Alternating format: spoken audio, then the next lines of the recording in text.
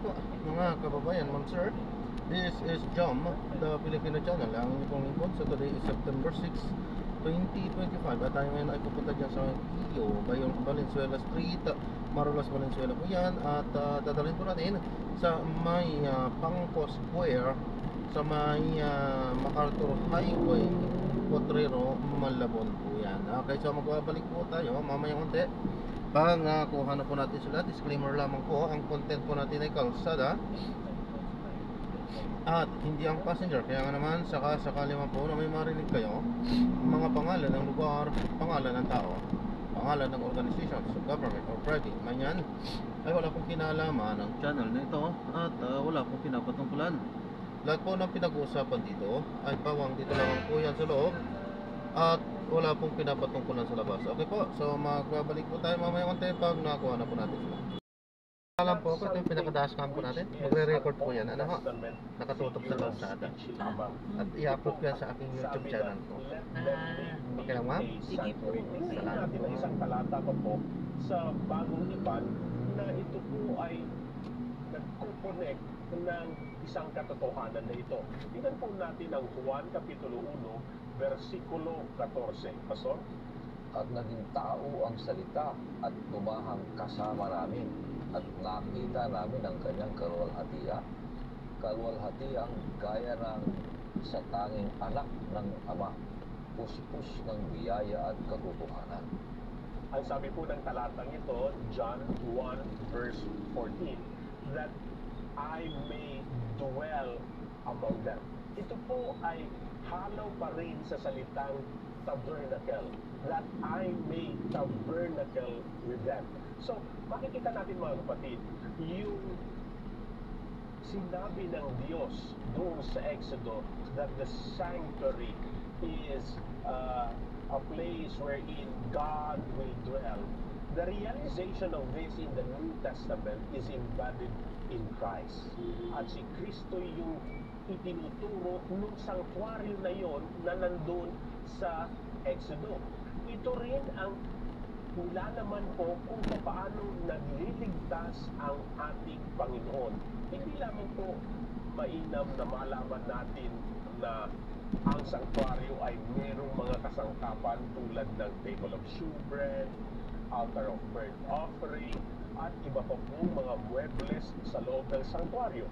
Mainam din pong maunawaan natin kung sino ang kinauwian ng mga ministeryo at paglilingkod sa loob ng sanctuaryo. Sino po ang kinauwian nito? Ang ating Panginoong Hesus. Bakit? Ang isa po pinakamainam na pagpapakita kung paano nagliligtas ang ating Panginoon doon sa sanctuaryo ay sa pamagitan po ng mga hain which is offered in the sanctuary, which is pointing to the sacrificial death of our Lord and Savior Jesus Christ.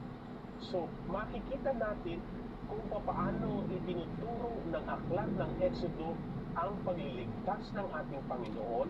Ito rin naman ay nagtuturo kung paano ang ating Panginoong Hesukristo ay darating at siya ang ating tagapagligtas na kinauwian ng mga ministeryo at paglilingkod sa loob ng sanctuaryo. Bakit mahalaga ang pagdanak ng dugo? Ito ay isang mahalagang part ng services sa loob ng sanctuaryo. Bakit ba kailangan ng pagdanak ng dugo? Pwede bang sagutin na lang ng Panginoon ang kasalanan at ang demands ng pagliligtas ng isang snap ng kanyang finger at tayong lahat ay ligtas na? Pwede naman siguro mga kapatid. Pero alam niyo po, mas mainam ang pagliligtas ng Panginoon dahil ito ay hindi lamang sa kanyang pag-snap ng finger, kundi ito ay sa pamagitan ng pagdanak ng dugo. Tingnan po natin ang isang tala mula sa Hebreo, Kapitulo 9, at ang mga versikulo po, ang versikulo po ay makikita sa verse 22. ang Pastor Ray. Sa katunayan, sa ilalim ng kautusan, halos lahat ng mga bagay ay nililinis ng dugo. At kung walang pagdanak ng dugo, ay walang kapatawaran ng mga kasalanan. Alam niyo mga kapatid, yung pagliligtas ng Panginoon, yung mga part ng ceremonial at ng mga kautusang yaon ay ini-highlight yung gagawing pagliligtas ng ating Panginoon doon sa sanktuaryo. Yung death niya. Yung death niya ay kabayaran sa ating kasalanan. Balikan po natin ang sinabi po ng talatang ito sa aklat ng Hebreo 9, versikulo 22. Ang sabi po ni Pablo is, in fact, the law requires that nearly everything be cleansed with the blood. Ang paraan po ng paglilinis ng Diyos ay hindi sa pamagitan ng mga ginagawa ng tao. Balikan po natin ang isang yugto sa lumang tipan. Matatandaan po natin si Cain at si Abel. Merong hain ng alay ng isang Buti wala na yun dito sa tupa. kabila. Ang isang hain ay Ano, walang kanina dugo. madaling araw, Ano po ang almost tinanggap sarado ng yung ating ano, Panginoon? Ito. Palikudin sa hain. ano. May dugo. Bakit? Itong hain na ito ay nagsimula pa doon sa aklat ng Genesis. Tignan po natin ang Genesis, mga kapatid. Kapitulo 3, para makita natin, mga kapatid, kung paano ang pagliligtas ng ating Panginoon. Kapitulo 3 ng Genesis, at ito po ay masusumpungan natin sa versikulo 21. Pastor? At iginawa ng Panginoong Diyos si Adan at ang kanyang asawa ay ng mga kasuotang balat at sila'y dinamitan. Pansinin natin dito, mga kapatid, na si Adan at si Eva, tinugunan nila yung kasalanan. They tried to solve it with their own works using aprons, using fig leaves. Walang pagdalag ng dugo. Pero sapat ba ito upang makubli at mawala at masagot ang kasalanan? Hindi. Hindi sila iniligtas ng kanilang mga sariling gawa. Bagkus, ang nagligtas ay ang ating Panginoon sa pamagitan ng ano? Ang sabi po ng versikulo, the Lord God made garments of skin for Adam and Eve. Ano po sabi ng talata? Garments of skin. Pag tinignan po natin sa Hebreo itong mga magkapit, ito po ay ketones, or ibig sabihin, this is actual flesh and blood.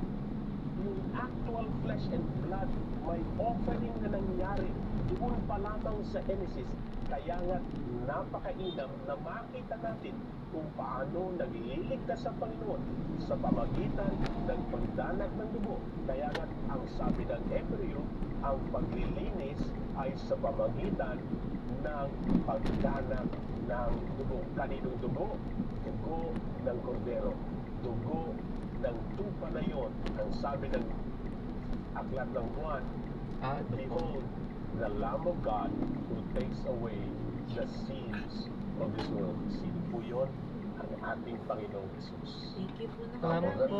God bless po kayo sa mga... Makako ay pinagtibay sa pamagitan ng dugo ng ating Panginoong Jesus na inilalarawan. Ayan, so na-drop na natin sila. So maraming salamat po sa panonood hanggang sa muli po. Ingat. God bless. Paalam po muna pansamantala at tayo ay gagawa na ng favorite panibagong video sa ating susunod na mga misyon. Paalam po muna pansamantala po. This is John pa rin, The Filipino Channel. Ang inyo pong ito. Yun na yung simbolo.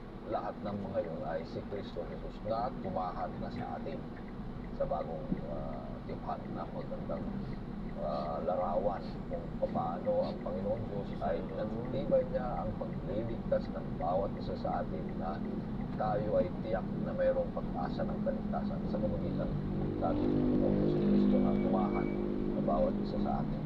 So, Oo, napakahalaga Mas pwede yung maigi, no? dugo na kung saan ay ito yung nagbibigay ng kapatawaran. Doon sa lumang tipan ay Sarado. pinapakilala sa atin doon sa sanctuary kung ano yung mga ginagawa doon ay Sarado.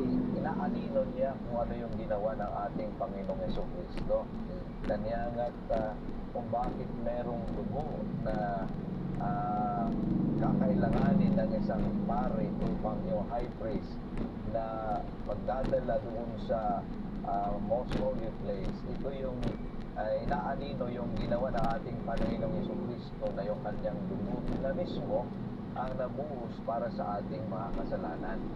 So, binanggit kanina, Pastor Ray, sa iyong binasa, if there's no shedding of the blood, there will be no remission of sin. So, napakalaga yung power of the blood na kung saan ang ating Panginoong mismo na siya na ang namatay para sa atin, hindi yung mga tupa na walang kapintasan, kundi ang ating Panginoong Jesucristo ang kumuha ng ating kasalanan upang tayo'y mapatawad. Dahil ang sinasabi ng kautusan ay kailangan may mamamatay.